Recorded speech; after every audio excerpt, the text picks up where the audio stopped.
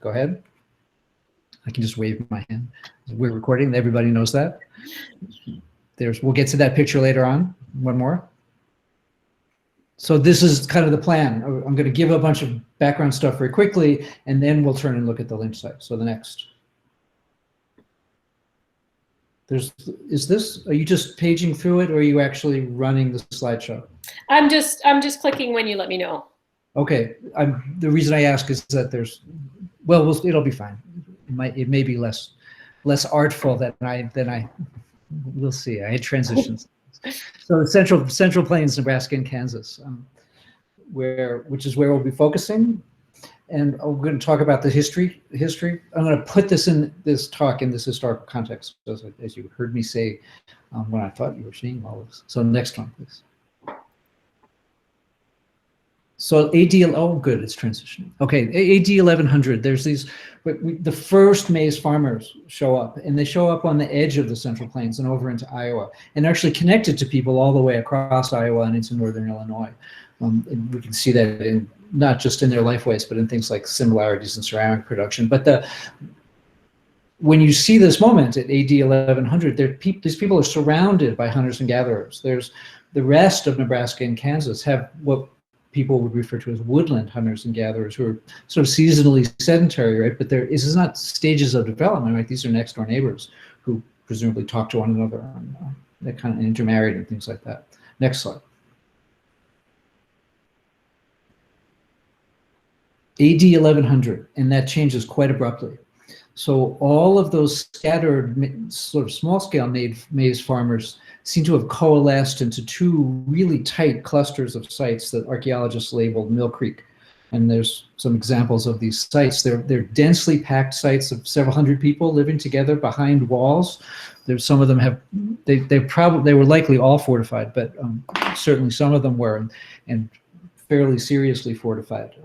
Fairly distinctive pottery that links them to these earlier people. There's a clear developmental sequence here. Still hunter-gatherers close to Kimball. Okay.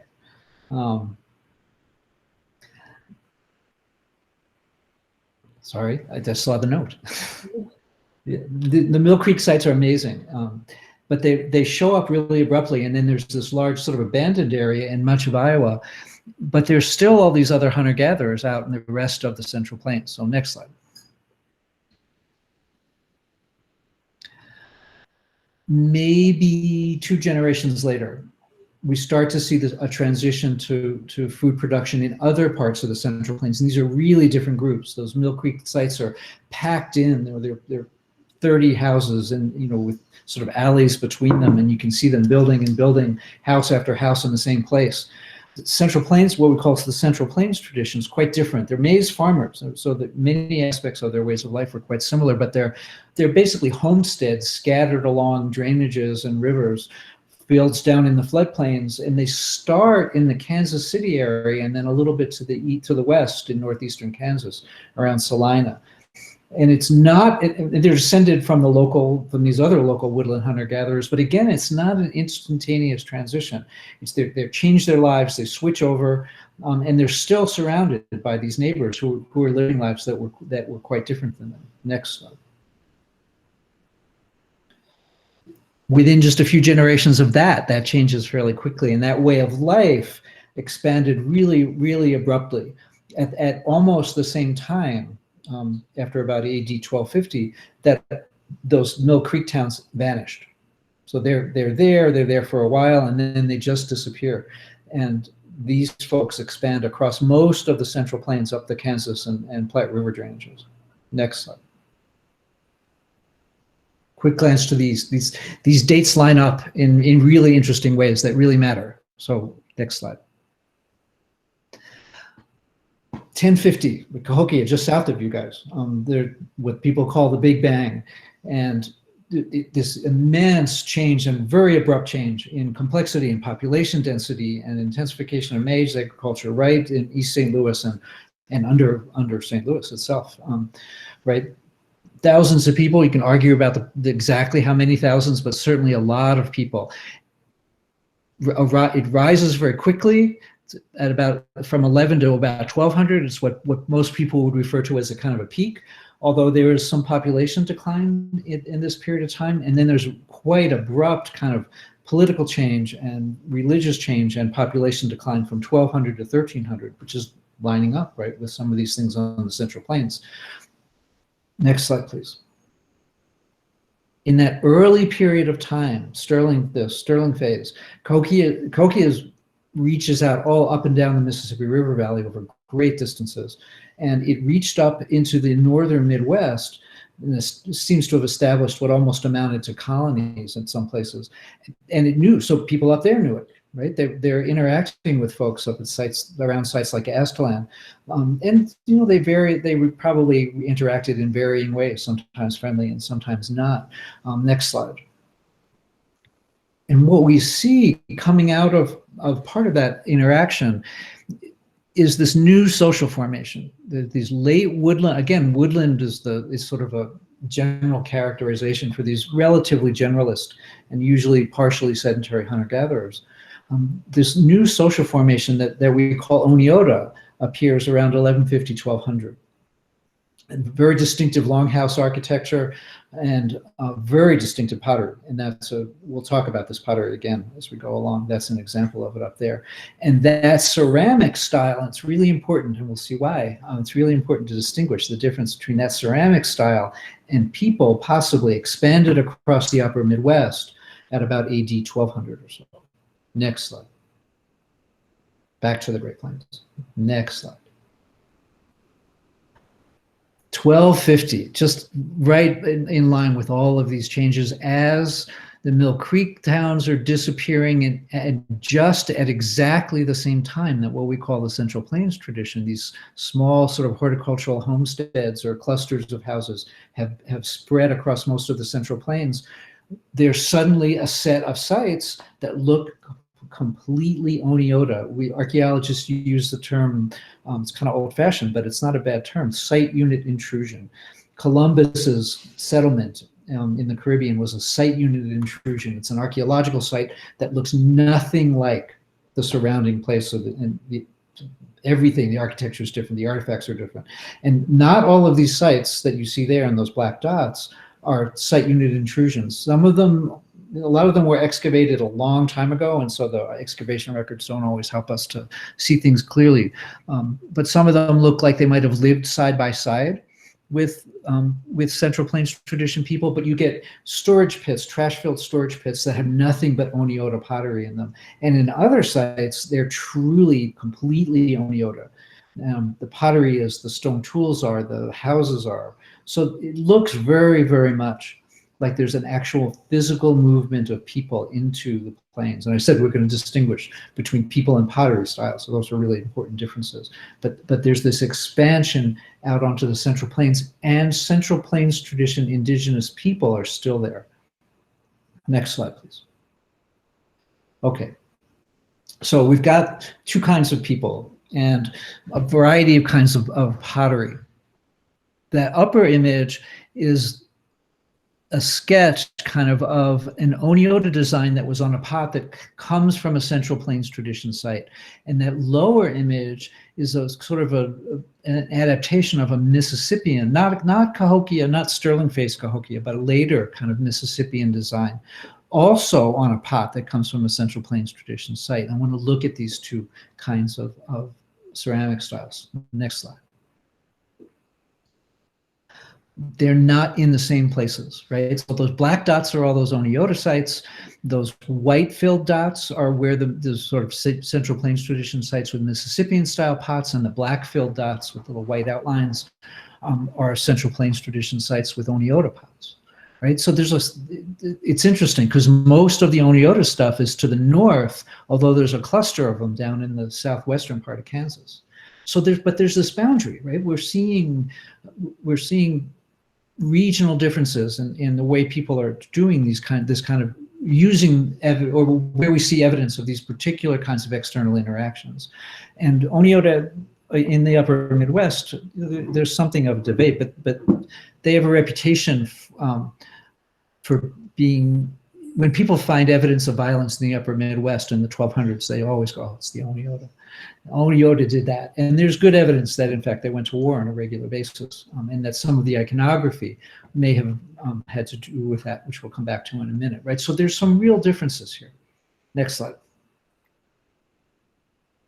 Right, so this all lines up. This is what I just talked you all through, right? So this is all happening. The point of this is that it's all happening at the same time. We get these very different kinds of people with very different kinds of external connections and probably very different social histories who are basically living side by side throughout much of Nebraska and Kansas, and everybody knows their neighbors, right? This is not a sequence of different occupations. These are people who are mingling and talking to one another and intermarrying and fighting and all of the things that people do with your neighbors must have been going on. So next slide. With that in mind, here's that site. One more. We're going to go up here. Right, so we're going to the very northern edge of this. There are other people. There were other farmers at the same time to the north, up into South Dakota, but we don't need to worry about them right now. Next slide. So this is Ponca Creek. You can see on the sort of right-hand side of that image is the Missouri River. Ponca Creek is a small tributary of the Missouri, and just after AD 1250. You see a series of sites along Ponca Creek, and we know of at least 5 of them. And those, you can see them marked on this map. And I said, right, this is on the Central Plains. I said those Mill Creek sites were very tightly packed. You'll find maybe 30, 35 houses packed in together behind the walls. Central Plains tradition sites, just a couple of households out on the landscape. These sites are, in many cases, hundreds of acres in size. They're unheard of on the Central Plains until maybe the 1500s, truly unparalleled. Nothing like this exists on the Great Plains, existed on the Great Plains at this time. So if you look at that westernmost site, 153 acres, 78 acres, at BD 25 BD2 is like 15, that's small. 25 BD4 we know almost nothing about. It was recorded as a basis of a private collection of farmers' fields back in the 50s, but it's huge. And the one I want to talk about, the Lynch site, is a minimum of 163 acres. That's an underestimate, but it's enormous. Next slide, please. So that's the Lynch site, contained within, roughly contained, it's actually a little bigger than that red oval, on the top of a terrace above Ponca Creek. Ponca Creek's just to the south, another creek called Whiskey Creek to the east. Those of you who are budding archaeologists, the fact that you can see unfilled excavation trenches from the 1936 excavations is completely appalling. It's really convenient because we can know where we can see them. They're still open, we can still see them, but don't ever leave your excavations unfilled. It's just not okay. But archaeologists have known about this site for a long time, although it's really fallen out of the literature. It was excavated by University of Nebraska at Lincoln in 36 and 59.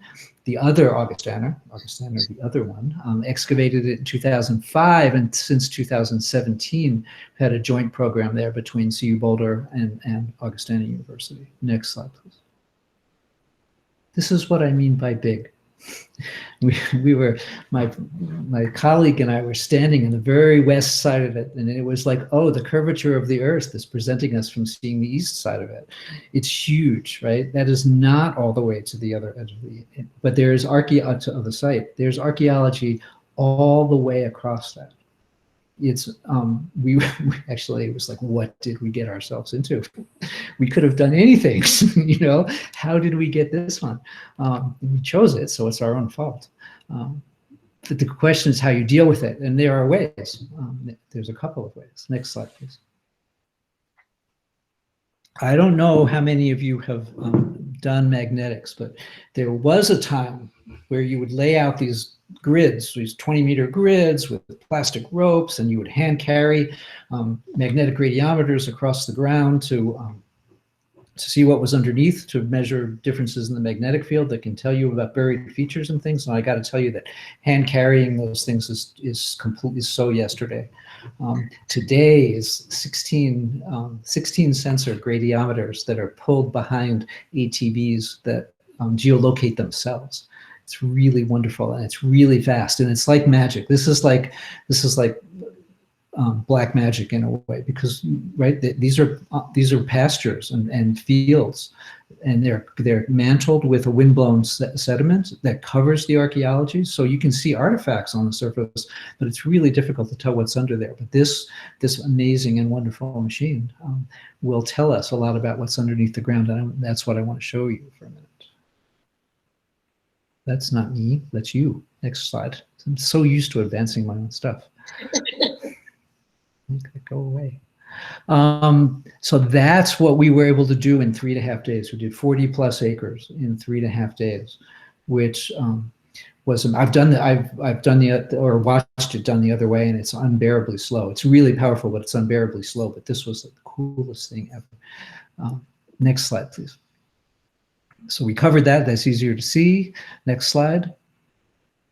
So those, right, so this is the area, that green is the area where we got these magnetic readings, and I'll show you what we found in just a minute.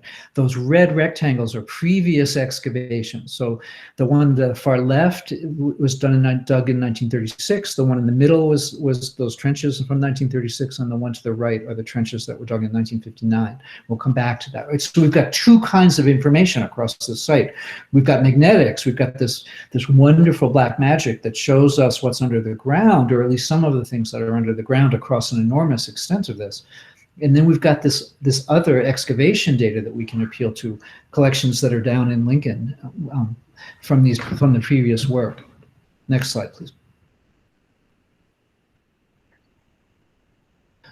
This is the kind of thing that we found. I know all of those black dots are magnetic anomalies, right? Minor differences in the magnetic field of the Earth that are caused by burned areas, that are caused by pits that are filled in with material that's different from the sediment around them. In those 40 acres, we hit about 1,400. So that's that western block, the westernmost edge of the site.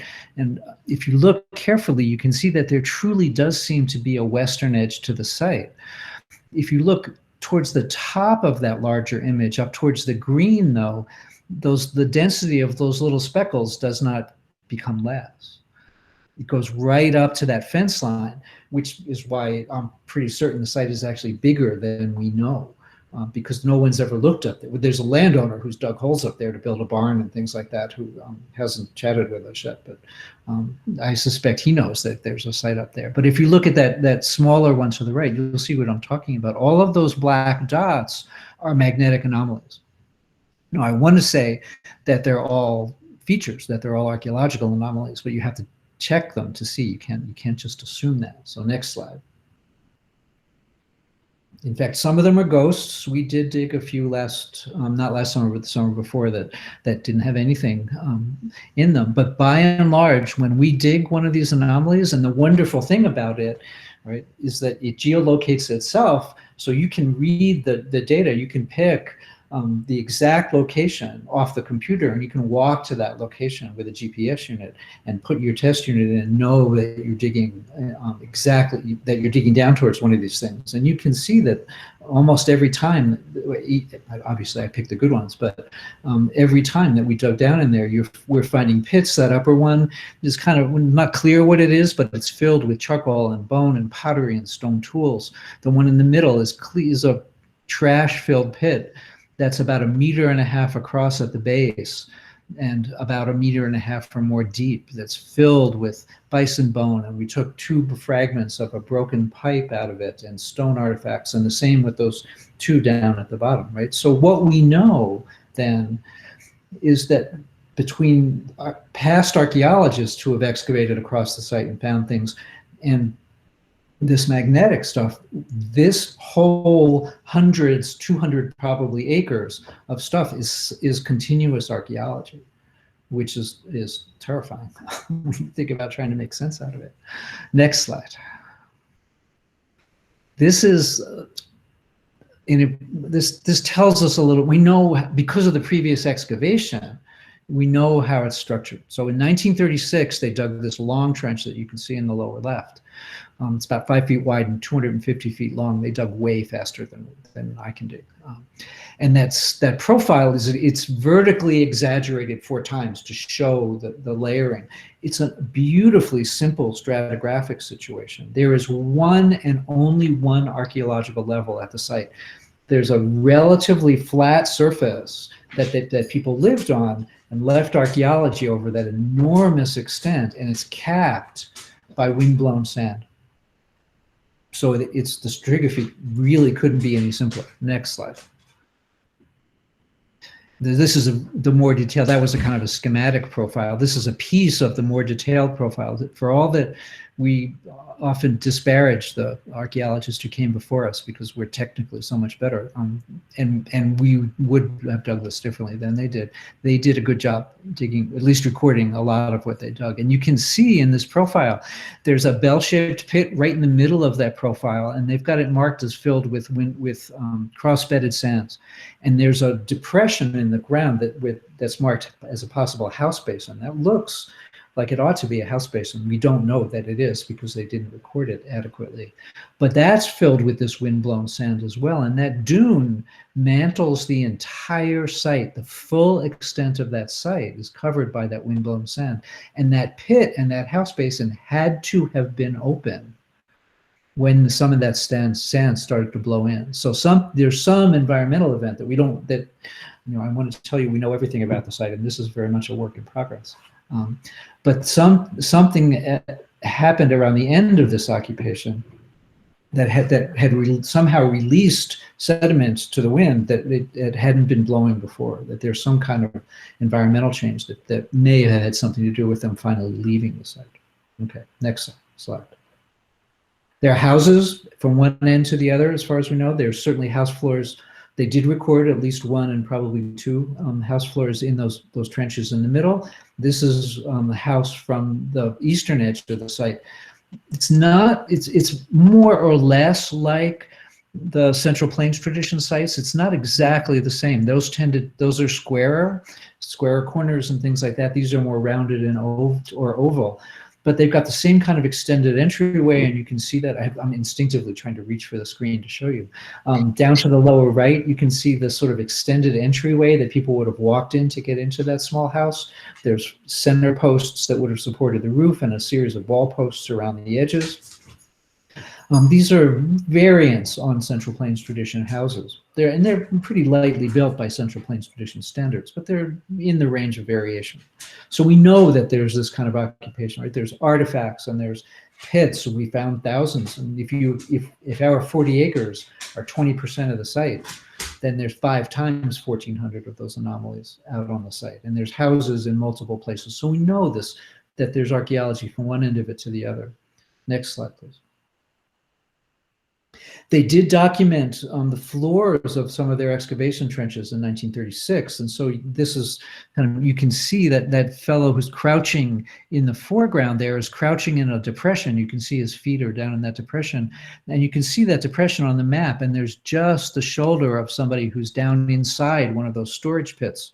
And that arrow is showing you the storage pit on the map, right? So between the photographs that they took and the maps that they made, we can kind of ground truth some of what they drew. So we know that there were these features in that archaeological level, and this has some architectural implications. The next slide, please. So at the other end of that, they mapped this thing that looks for all the world like a ramp. That feature to the left, that sort of drawn in thing, almost looks like a set of steps or a ramp. It's just about 1 meter wide. It goes down just about 1 meter. And there are houses on the Central Plains that are built exactly like that, with just that kind of an entry, that are dug down 1 meter into the ground. So it is possible that there's much more substantial architecture on the site than what they found out at the east end, which is where those houses are. Next slide, please. And I'm fairly sure that I know why we don't know more about it. Because if it was me and I was like, let's go dig that, it's like I already moved that dirt and I piled all that dirt right on top of it. And so they never put that dirt back in the hole. We went out and we cored down into where there should be a house basin, and there's absolutely something there. I don't know that it's a house basin until we put a trench across it, which we need to get permission to do. But there's variation in this, right? It's an incredibly rich and diverse site. Next slide, please. Okay, so we've got these 3 areas, and it's like a mile long, right? And there's thousands and thousands and thousands of features on it, but we have samples of things from across the whole site. And the first question that we struggled with was I can look at the stone tools and the animal bone and the pottery. I mean, there's maize, there's charred maize out of it, and charred seeds from squashes and some beans and things like that. So we can do all the good archaeology stuff. But is it all the same? Is it all the same? Is this one community? Is this a whole lot of communities occupied over time? It's the fact that it is one archaeological level does not tell us that it was one coherent community, because if it was one coherent community, there was nothing like it on the Great Plains. And we know that they could just be the aggregate of lots of small, 4 or 5 houses at a time, right? But and we can begin to look at that in a little bit of detail because we have these existing collections. Next slide, please.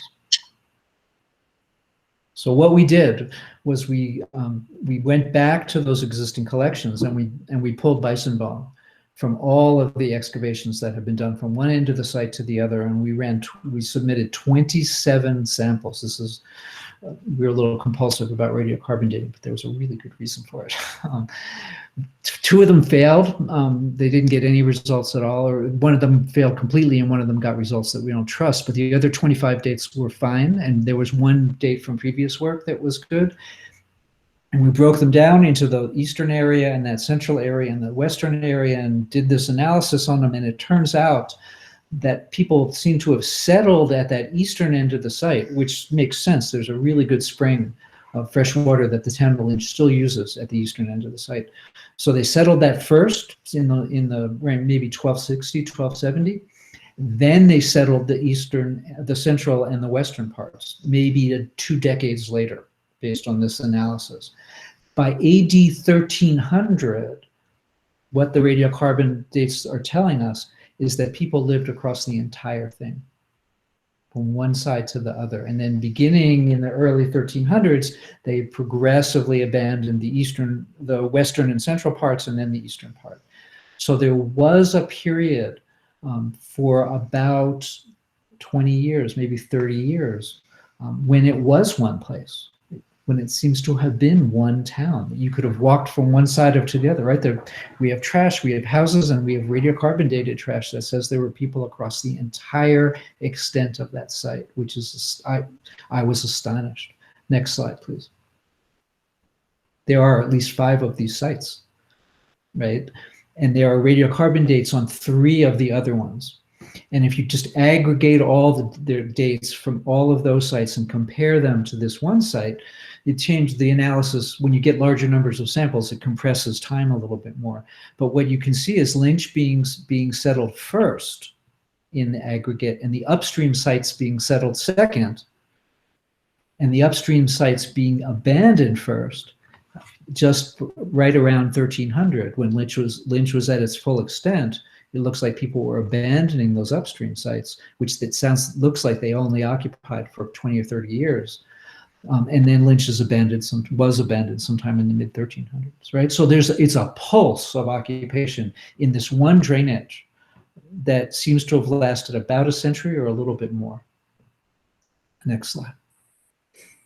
So we'll talk about pottery. This is a perfect example of a Central Plains tradition pot, right? So we've got these big towns. We'll hold on to that thought for just a minute. This is a perfect Central Plains tradition pot. It's what's called a collared pot. So the rim shows this kind of flat panel that was usually where Central Plains tradition people would put their decoration. They occasionally decorated the shoulders, but it's very rare. So they, they would incise decorations. This one's got parallel horizontal lines, and there's other motifs that they would use. And the rest of the pot is not decorated except to the extent that it's kind of cord marked. And that's the result of taking a twisted cord, wrapping it around a paddle, and then using that to hammer the walls of the pot up as you hand build the pot. Next slide. And that's a classic. This is a classic Oneota pot. It's smooth surface, not cord marked. So the potters who were making these, however they raised the walls of the pot, they then smoothed the surface. It's got a more angular shoulder. It's got those strap flat handles. It's got an Oneota design incised into the shoulder. And I don't know how clearly you can see, but there's a whole series of little notches on the inside of the rim that go around the whole pot. You could take this pot and drop it in Wisconsin, and Wisconsin archaeologists would go, oh, that's an Oneota pot. The only difference is that it's not shell tempered. And there's another difference. Next slide. Because they're both from Lynch. They're both from Lynch. The potters, whoever made them and used them, discarded them about 150 or 180 feet apart on that single ground surface. The Oneota one is at the north end of that one trench. The Central Plains tradition one is at the south end of that other trench. These were people who basically came close, must have lived almost next door to one another. And yet they worked to completely separate canons of ceramic design. They were almost next door neighbors. Next slide. So we're coming back to that. There's lots of stuff from the site in the Nebraska State Museum. Lots of stuff. There's arrowheads and shaft straighteners, and that's a bison scapula hoe. These were maize farmers. There's remarkable similarities to the way of life they live, to the way of life people live around Lynch today. They put their fields down in the floodplains of Ponca Creek, and that's almost certainly where these folks' fields were. That particular bison scapula hoe has little red fingerprints on it, as though someone dipped their hand in paint and touched the surface of the hoe. Right, there's pottery, there's macrobotanical charred plant remains. Next slide, please. There's blades, there's stone blades, there's classic diamond beveled Central Plains knives, there's lots and lots of end scrapers, there's one unmistakably gendered clay figurine, right? So there's lots and lots of stuff. Next slide. And there are records. This is what an Excel file looked like in 1954. This amazing woman who we never had the opportunity to meet, named Mary Louise Freed, was working on her master's thesis at the University of Nebraska in Lincoln. And she went through the 1936 collection. And what you see there is a sheet of paper that actually covers like a lab table size. It's huge, and each one of those columns represents a provenience unit, a grid square in that excavation usually. And there's 3 blocks of colored histograms. The lower block are frequencies of pottery, the middle one is frequencies of stone, and the upper one is frequencies of everything else. And each square on those grids represents one artifact, which means that I can count. Without redoing her analysis, I can count artifacts and map them back onto the excavations in great detail. That doesn't mean we don't have to do our own analysis. We do, but we can get enormous amounts of information out of Freed's thesis work. And she went through the pottery in exquisite detail, especially by the standards of her day. And we've got 2 kinds of pottery. We've got pure, beautiful Oneota pottery, beautiful Central Plains tradition pottery. Both of them are made out of the same clay. The temper that is inside those pots is exactly the same, and it's local. We can find the same grit that they were using in the streams right next to the site, so we know that those pots were made on site. The next slide. So hold that thought. This is not from the Lynch site. This is from the Leary site, which is one of those intrusive Oneota sites in southeastern Nebraska. And these are 2 pictures of the same pot. But if you look carefully at that one on the left, there's little white flecks. That's shell temper. This is what Oneota potters use. They use crushed up freshwater shell to temper their pottery. And that design of a series of horizontal lines broken by a series of vertical lines is a classic Oneota design. That's a smooth surfaced, right, shell tempered, incised shoulder Oneota pot. Next slide, please. This is from Lynch. That's the same motif. That's the same incised motif, right? Horizontal lines interrupted by a series of vertical lines. You can find that on Oneota pottery across much of the Midwest, but that is a technologically Central Plains tradition pot. That's a cord marked pot. They've made it, they've raised the walls with a cord wrapped paddle, and they've only smoothed the shoulder. So what we're seeing in pots like this is people who are making Central Plains style vessels and then decorating them with Oneota style motifs. Next slide. And that's relatively common, right? So if you look carefully at these, if you look down onto the lower parts of those pot where the neck of the pot begins to go out onto the body, you can see the cord marking. This was a technologically Central Plains potter, someone who was trained to manufacture pottery vessels using traditional indigenous plains techniques, but they're putting strap handles on them with those lines incised into the handles, which is what Oneota potters did. And you can see those tick marks, those little impressions on the one on the left, on the inside of the rim. That's what Oneota potters did. These are mixed styles, right? So we've got people who are working in one canon or the other with no overlap. And then we've got people who are taking those and putting them together. Technologically, Central Plains tradition pottery being decorated with Oneota motifs. Next slide. And we can map those categories across the site, across the excavations, based on Freed's data by going through those histograms. And this is not, it's a little chaotic looking, but we've got 4 kinds of pots. The red ones are shell tempered. They're probably imported. There were Oneota communities to the south. There were Oneota communities across the Missouri who are making shell-tempered pottery. These are probably from across the Missouri. The ones to the Oneota towns to the south seem to not make shell-tempered pottery for some reason. Then we've got locally made Oneota-style pots. We've got Central Plains tradition pots, and then we've got mixed. Next slide, please. So these are those artifact distributions by grid square that from Freed's tabulations going down those trenches. These are trash-filled pits, or they're surface middens. People, and we know in around the Central Plains, in both Oneota and Central Plains tradition communities, people discarded their household trash either within a disused pit, or they sort of carried it around the back of the house and dumped it next to the house, right? So these are household middens. These are household trash heaps. And although the frequencies of these different kinds of ceramics vary somewhat. If you look on the left, the red circled ones on the left don't have a lot of Central Plains tradition pottery in them, but they have some, right? And that one in the red circle on the right has a lot more of the Central Plains tradition style pottery. But everywhere you see, you get all 4. There's no neighborhoods that we've been able to identify. Right? There's not that this household does this and this other household does that, and we don't talk to each other. And you can see this pattern not as clearly as in these illustrations, which I hope are clear, across the entire site. From one side of the site to the other, you see this kind of mixing, right? This is not a place where you had one group of people over here doing one thing and another group doing another. This is something in the fabric of this community that isn't pure, right? It's mixed, it's jumbled up together. So you're taking these styles and throwing them into a blender. Next slide, please. And it's not just about aesthetics. We'll come back to those. What do these things mean?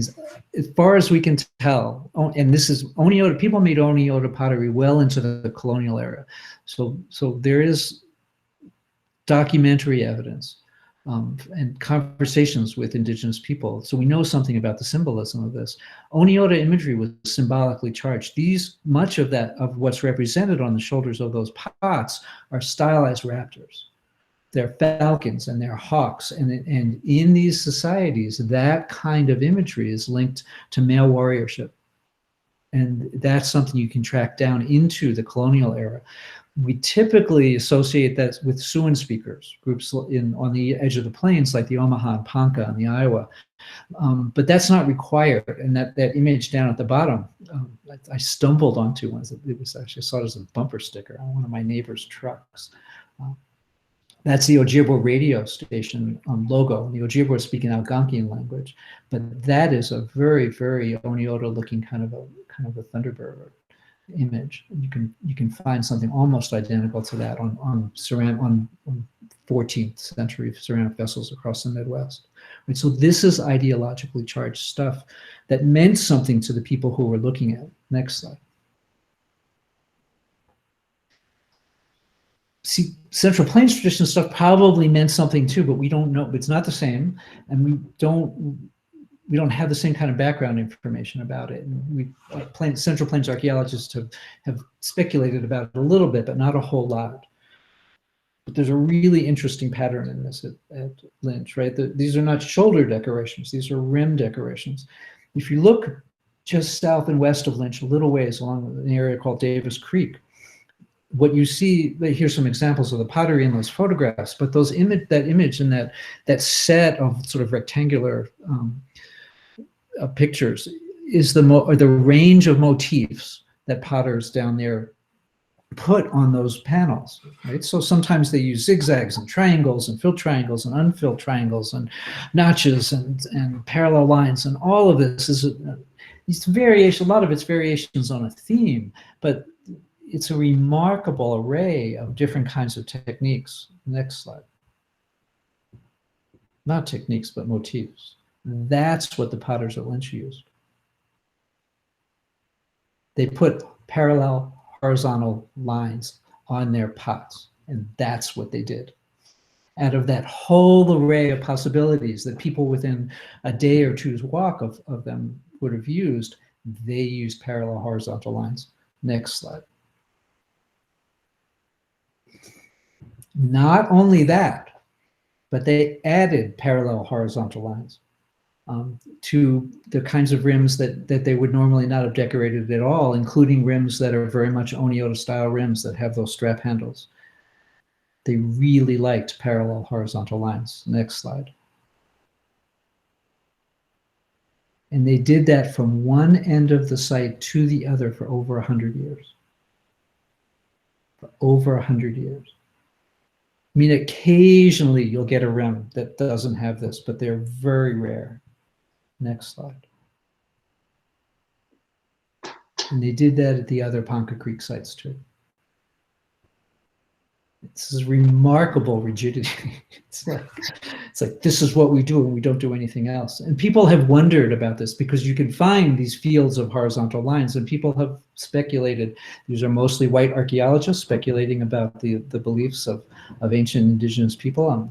Take these speculations with more than one grain of salt. I would really like to have a conversation with the descendants of these folks, which we're doing. Actually, I'll mention that at the end. But people have wondered that these have argued that these represent Earth with an upper world above and a lower world below. And if that's so, then something was happening at Lynch that brought in Oneota, right? This raptor-based kinds of imagery, and associated it with these images of the Earth level that would have divided the upper and lower worlds.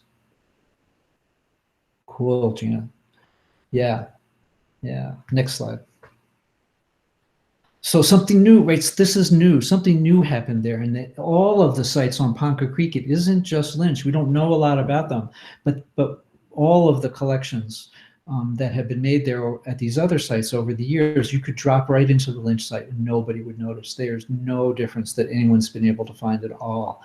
There's new ideas and beliefs and new ways to make community, right? If that site was occupied as one place, and the radiocarbon data say it was, there were hundreds and there must have been thousands of people living up there.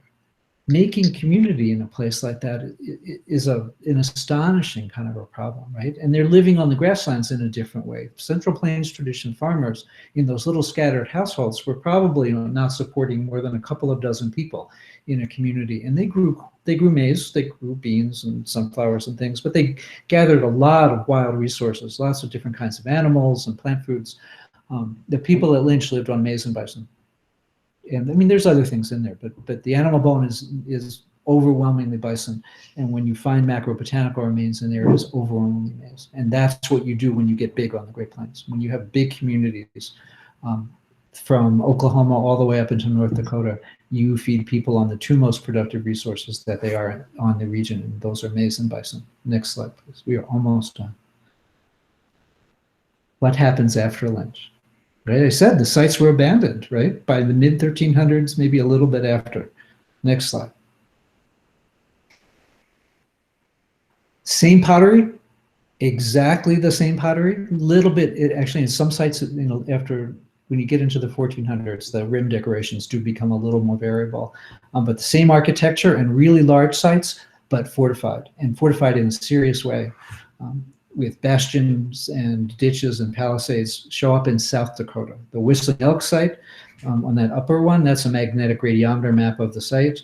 And it looks like it expanded, right? There's two fortification lines, and there's this really dense and chaotic pattern of houses. The blue, each of those blue markers is an individual house inside the inner ditch. It kind of looks like it filled up and then it got bigger, which would suggest that people were moving to it progressively, which is exactly what was happening in Ponca Creek as people moved out over time. And the radiocarbon dates line up. This was founded in the 1300s. It was also the reason that you can draw a map like that is that every single one of those houses was burned to the ground. And when they excavate them, you find what people often describe as catastrophic evidence of catastrophic abandonment in the form of whole pots crushed on the floors of houses and pots dropped with the contents spilling out on the floor and things like that. So we don't know that it was attacked and burned, but people usually build those fortifications for a good reason. Crow Creek site on the lower one, we do know was attacked and burned. It's one of the most famous and graphic examples of intercommunity violence that we know of anywhere in North America. Right? These are all the archaeology in these sites tells us that these are the direct descendants of the people who left the Ponca Creek, who established and formed some kind of new society, mixing together all this ideology, these new beliefs, or some new mix of beliefs, some new mix of community structure, and then moved up into South Dakota. And the sequence, the archaeological sequence that we see up there leads absolutely with no ambiguity at all to the Pawnees and the Arikaras. Arikara in South Dakota, the Pawnee in Nebraska. Those of you who have seen Dances with Wolves, the Pawnees are the bad guys. And I can tell you how popular that film is in Oklahoma. It's really popular out on the Pine Ridge. It is not popular in Pawnee, Oklahoma. Next slide, please. So it's a work in progress. So we've got all these questions. This is another one of the questions. If the sites, if they grew over just a few decades, where did all those people come from? Where did they come from? If there's at least 5 sites like that, where did all those people come from? We're not sure. We need to run lots and lots of radiocarbon dates. One of the convenient things is that 100 years of archaeology on the Central Plains has produced lots of museum collections, and so we're hoping to find money to radiocarbon date sites all over Nebraska, so we can see where if people were abandoning particular regions to move to Ponca Creek. How similar are the Oneota motifs to other sites? You can see how selective they were. The Central Plains people decorating in Central Plains tradition style were the Oneota people decorating in Oneota that selective. We just don't know. We don't have access to those data yet. We will, but we don't know right now. There's a diversity of. Are we talking about different groups? Are these different groups of people living side by side, or is it one group of people who are learning new ways and adopting new beliefs? A lot of those pots are made in a Central Plains tradition style and then decorated in an Oneota, which suggests that they're indigenous people doing something new, but we don't know that everywhere. So this is a big question for the folks who are going to be looking at the pottery to do. These changes in belief in society or some kind of syncretism of these two very different ways of life, and hope we can figure all that out. What kind of architectural variability is it at the site? These big substantial houses would be a big change in what we know about the site, so we need to do some more testing. Next slide. One other question, this is the Sully site, which is part of that sequence that began at Ponca Creek. Of all the sites on the Great Plains, this is the one that's closest to Lynch in size. And this dates to the 1500s, 1600s. There are 400 surface visible houses at Sully, and there are probably more, but that's what we know was there. So 400 houses. Roughly speaking, a household needs about 7 acres in crops plus 7 to 14 acres in fallow to feed itself using the kinds of agriculture that no people had on the plains. That's 5,600 to 8,400 acres of cleared bottomland. That's massive change in the bottomland vegetation. 400 four-center post houses, 1,600 weight-bearing posts. Those are big trees. They're carrying the weight of the roof, and thousands of wall posts. And if you have 40 times 10 people per house, that's 4,000 people. And there's at least 5 sites on Ponca Creek. And all of that has to have had a massive anthropogenic impacts on the environment around there that we know absolutely nothing about. And there actually is region-wide data that suggests that the shift to maize agriculture on the Central Plains altered some aspects of geomorphic process. That is, there's kind of stream entrenchment and erosion that seems to show up after AD 1000 that may or may not have anything to do with agriculture. But there's some big questions about how these folks interacted with the environment, as well as all the stuff we can see about how they interacted among themselves. So next slide. So Lynch in Nebraska in AD 1300, maybe 4,000 people, maybe more. Lynch, Nebraska today is about 350 people. So there were more people, next slide please. More people on Ponca Creek in 700 years ago, probably by a long shot, than there are today. This is the next town east of Lynch, which has a population of 1. It's officially the smallest town in the United States. They do commercials there. It's on the list. So, next slide. Thank you to everybody. Thank you to, yeah, 8 people. That's still 8. They're 8 times as big as Monowi. But thank you to AIA. Thank you, Jane and Kirsten, for doing all of this. History Nebraska funded our radiocarbon dates. We got access to collections.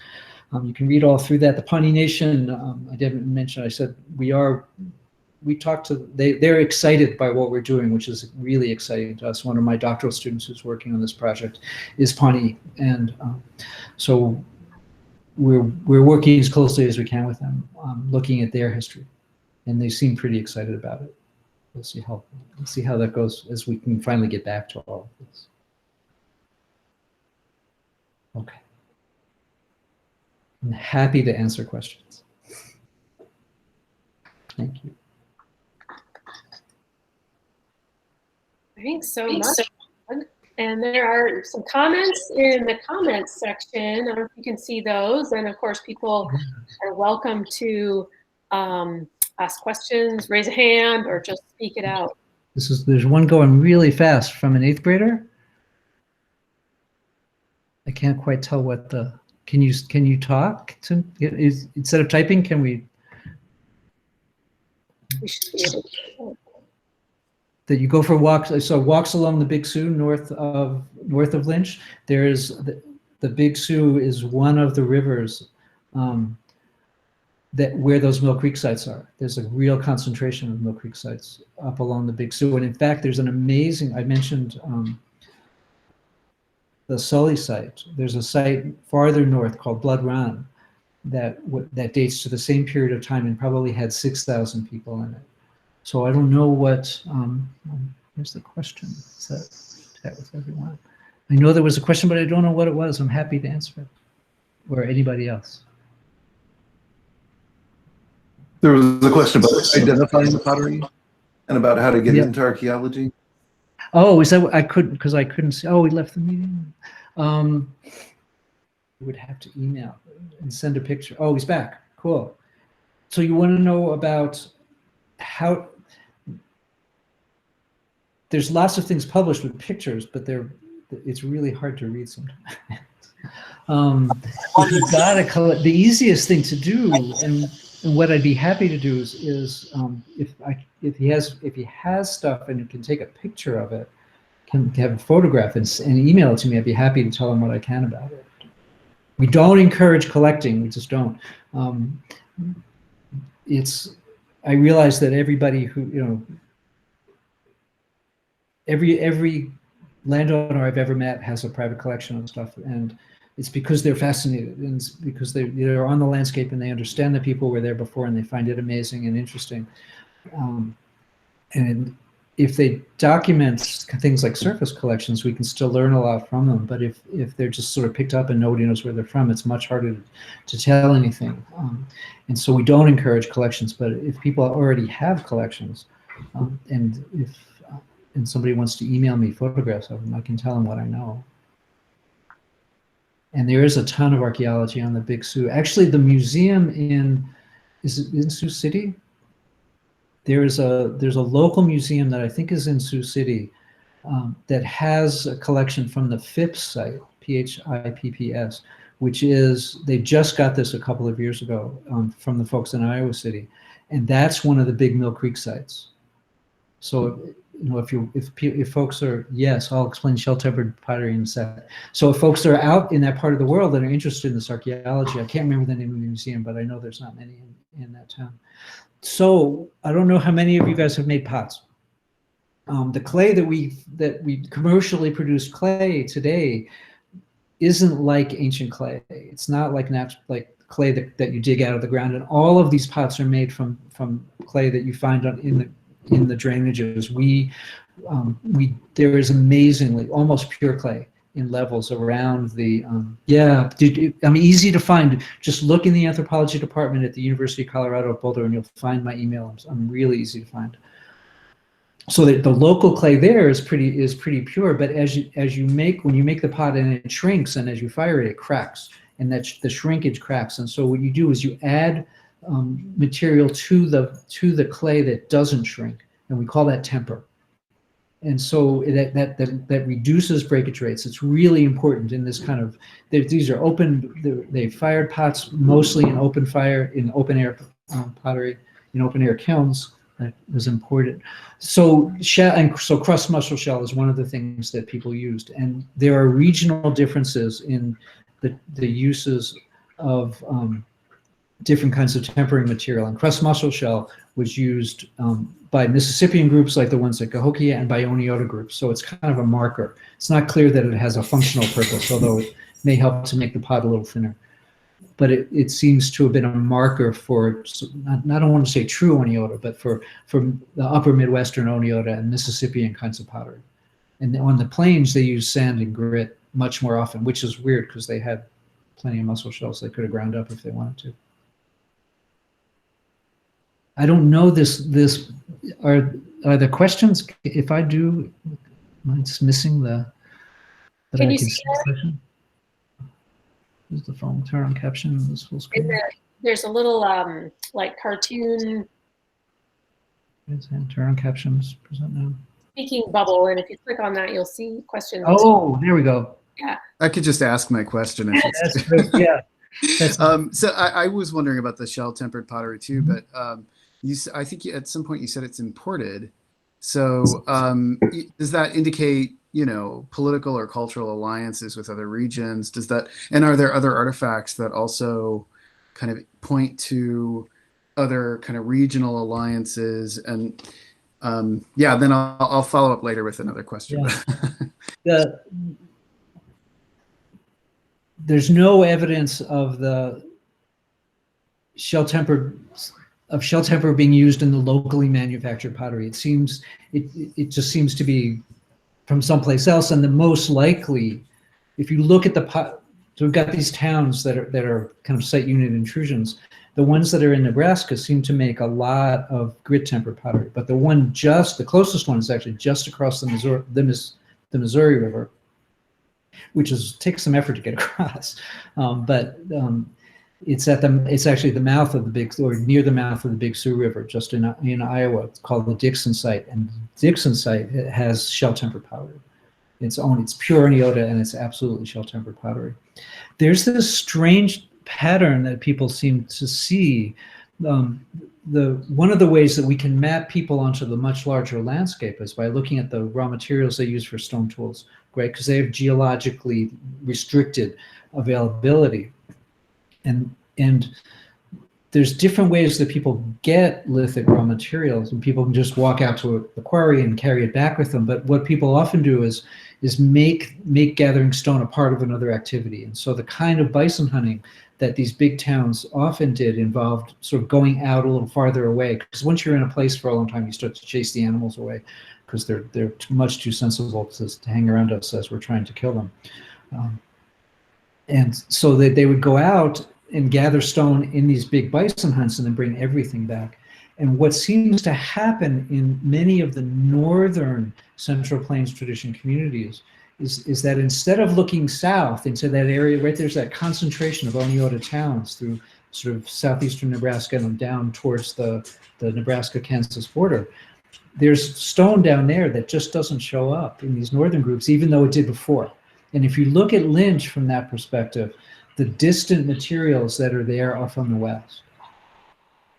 And there's like tiny, tiny bits of material from the south, which makes it look like they're not talking to the people to the south.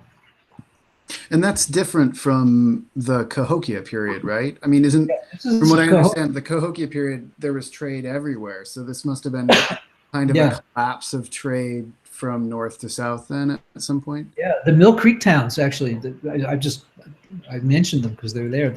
Some of their pottery actually could have contributed to some of the patterns that we see at Lynch. That's kind of a stretch, but they knew Cahokia. They mimicked Cahokian pottery, and they probably were trading centers. And the best explanation for the fortification is that they were juicy targets. Because they were probably, there's lots of evidence that they hunted way too much bison for any possible estimate of their local needs, and that they had way too much marine shell for any possible use of their local needs. So it looks like they were very likely shipping bison hides and meat, maybe not all the way to Cahokia, but maybe all the way to Cahokia, and getting these precious things in a response. There's a beautiful picture that it's on my hard drive somewhere, and I may never see it again, with all the other things lost on my hard drive. It's a single pit at Cahokia, and it's maybe the size of the pits that I showed you. And in it, there's 6 or 8 marine shells or conch shells from the Gulf of Mexico laying right next to 3 or 4, I think, bison scapula holes. And that one pit is about 1/3 of North America. Right? I mean, we have minimized the importance of those kinds of connections in a big way in North American archaeology, and it does us no credit that we have done that. But I'm sure I'm giving a talk tomorrow at Knox and for AIA, and I'll talk a little bit more about those kinds of connections. There's good evidence of people walking back and forth from Cahokia to Kansas City. I think it's very good evidence, and I think these connections drove. I don't want to make Plains people seem like, I don't know if you can hear the chaos on the floor of my house, but I have a 2-year-old who likes attention. He's trying to get the other dog, the old dog, to pay attention to him. She's like, get him away from me. I don't want Plains people to seem like they're just passive recipients of things from the outside, because they weren't. The whole process is one of active engagement and interaction and power on both sides, and there's no question about that. And there's opportunities that people sought from big, powerful places like Cahokia, and there are things Cahokia sought from places like the Great Plains, and there was agency on both sides. That said, those connections were really important, and Cahokia was a magnet in a lot of ways. And when it fell apart, there were a lot of things. Thank you for saying that, Laura. There were a lot of things that changed, and the whole Oneota expansion was a big part of it. The other thing that happened in the late 1200s that I didn't mention is horrific drought. Tree rings tell us that the abandonment of the Four Corners by Puebloan people was at the same time wasn't fire of the country in prehistory. No, it was not. It was not. It was that Cahokia was the center of the world, or the center of North America. But there was a horrific drought in the late 1200s that profoundly affected the Midwest, the Mississippi River Valley, and the area that we just talked about. And yet people were founding these giant towns. I mean, it's just, there's so many mysteries that we're really just scratching the surface right now.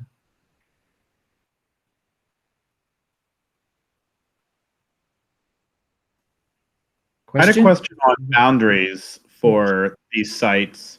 For sites like Lynch and others in the area, is there any geophysical data or excavation data that shows how they might have bounded settlements? Would they be ditch and palisade, or any indication? Because you mentioned them subsequently going to defended sites, so I didn't know if these were totally open at the time. These, we have not been able to find a trace of a fortification at Lynch. And some of the Mary Louise Freed describes it as a defensible location, and the terrace surface that it sits on is 150 feet above the floodplain, and it's pretty steep.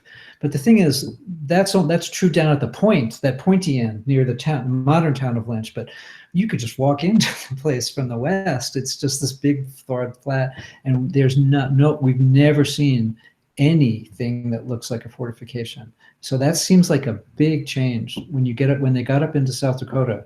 They took those fortifications really seriously, and there's good evidence for why they did that. We should have picked up a fortification with the magnetics, and we just didn't. But the other thing we didn't pick up, we got lots of pits, but it didn't show us anything that looks just like a house. And we were truly surprised that it didn't map houses for us. That was I thought we were going to waltz right into households with the magnetics, and it turns out that the sand, the surface that they lived on is an ancient sand, and the material that blew in, the sediment that blew in is the same sand blown in from upstream, and both of them have very low magnetic readings. And so even when you get a hole, if it's being filled in with exactly the same sediment, apparently we're just not going to see them with magnetics, which would have this. And you didn't ask about houses, but the implications of that for a ditch and palisade fortification are pretty much the same. But that's a huge social change.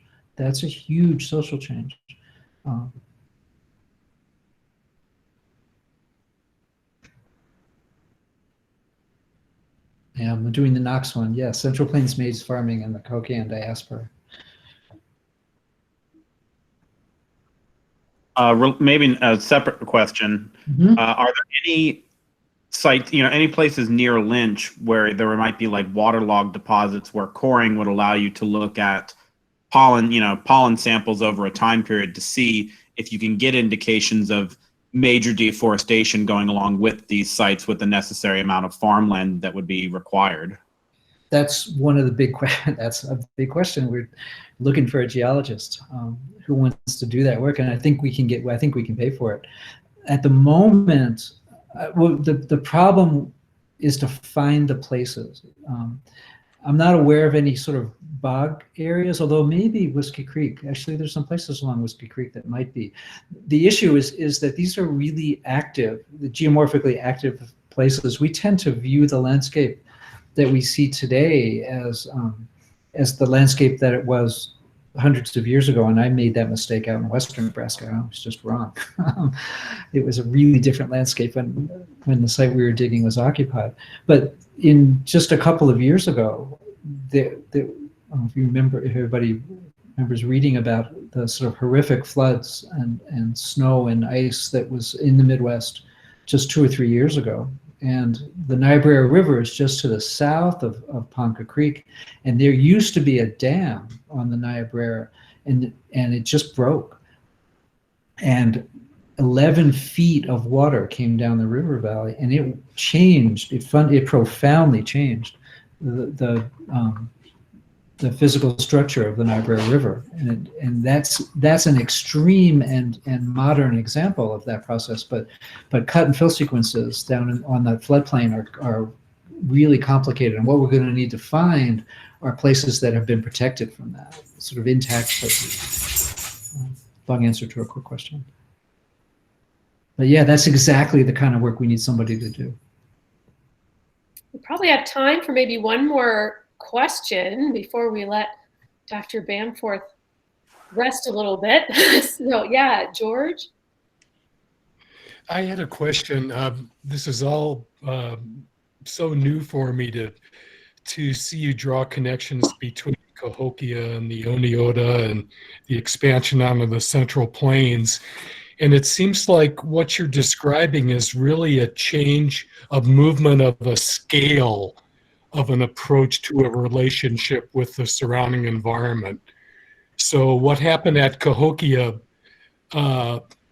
it maybe exceeded its scale and was helped by drought perhaps, but then it led, if I follow you right, to a kind of mid-scale from Cahokia down, but more than the isolated scattered homesteads that were in the Central Plains. So I wonder if you could talk to that, what that kind of mid-scale and how it worked in the Central Plains. How, you know, that it led to more fortifications as well, but was more inclusive.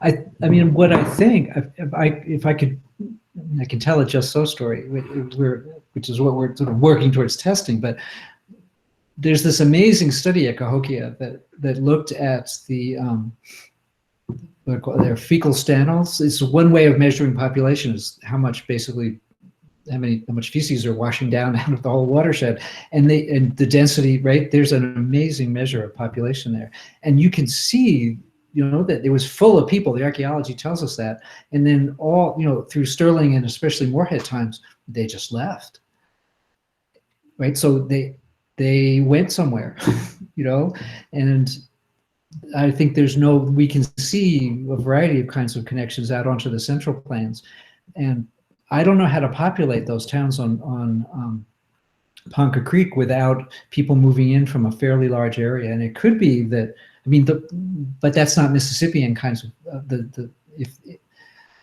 there's a question. I mean, people have argued that Oneota is a kind of a reaction against Cahokia and against Mississippianization. And if the more northern groups were on that side and the more southern groups were more comfortable dealing with Mississippian groups, including Mississippian groups down into Oklahoma at places like Spiro, then we could be looking at people, one pulse of migration, pushing people up into places, and these kind of waves of people moving. But we're an awfully long way from being able to see that. But I don't think we can understand any of these changes at the scale of northeastern Nebraska. I mean, and that's what we've talked about. I think you have to look across the mid-continent to make. I mean, these are local changes. There's no question about that. But they're local changes that are articulated with this web of connections over enormous spans of space that we just don't talk about well. Thank you. Great. So thank you so much, Dr. Bamforth. And I know Kirsten Day has posted the link for tomorrow's lecture at Knox in the chat, which you can get to if you click on the little kind of cartoon speech bubble over there, and those will pop up. So if people are interested in joining again tomorrow to hear the lecture on Central Plains maize farming in the Cahokian diaspora. So I know that's something that my students have been reading about too. So I'll encourage them to go to that one if they weren't able to come to this one. So I'm really grateful for everyone who showed up tonight and for, you know, working with the virtual format that we are all dealing with tonight. But it's just a great way for people that are in different places to be able to come together, have a conversation, and hear a really interesting and fascinating talk. So thank you so much for being here. Kirsten, do you want to say anything else about what's going on, or conversation afterwards? Yeah, so the AIA has asked us to institute a Meet the Speaker event after these lectures. And so there's, for AIA members, if you're interested in going to that, there's a link on the AIA website. I don't know, since this is completely new to us, I don't know how that's going to work. And I hope Dr. Bamforth and others will join me over there, because there might be some people who aren't here now who are coming in who've seen that on the site. But at the same time, Dr. Bamforth has been very kind about speaking to us for quite a while. And so I don't know if all the questions have been answered. But if you're an AIA member and want to pop over there and just say hi, we'll see how it goes. All right. Well, thank you so much for coming, and perhaps we'll see some of you in a different link. Aaron, tomorrow is the woman that to talk to is running tomorrow, Danielle Fatkin. Yes. Great. All right. Well, thanks for coming, everyone, and So, for this great lecture. Yeah. Thank you. Dan, thanks everybody for coming. So how do I get to the, I'm going to take 5 minutes, but then I'm going to come over. I sent you an invitation, but I'll send you another email just for. Okay. All right. Cool. Thanks everybody for coming. And those were all the questions. It was fun. And I apologize for my technological lack of technological sophistication. So. No doubt. Thank you. Thanks so much, everybody. Good night. Okay. I'll be back in a couple of minutes. Let's go, you guys. Outside.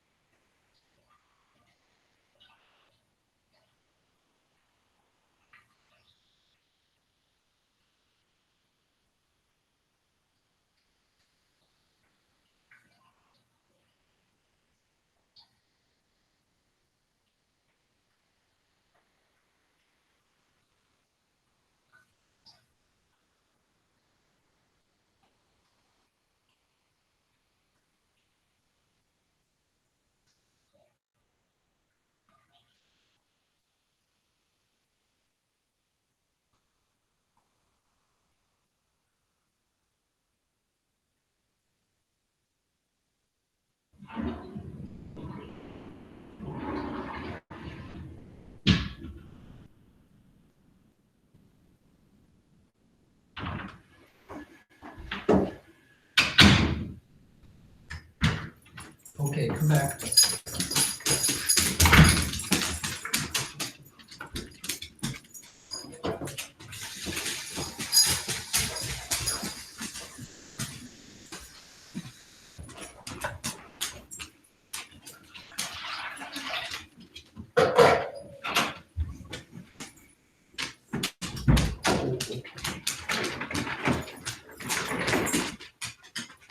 I guess we're very patient.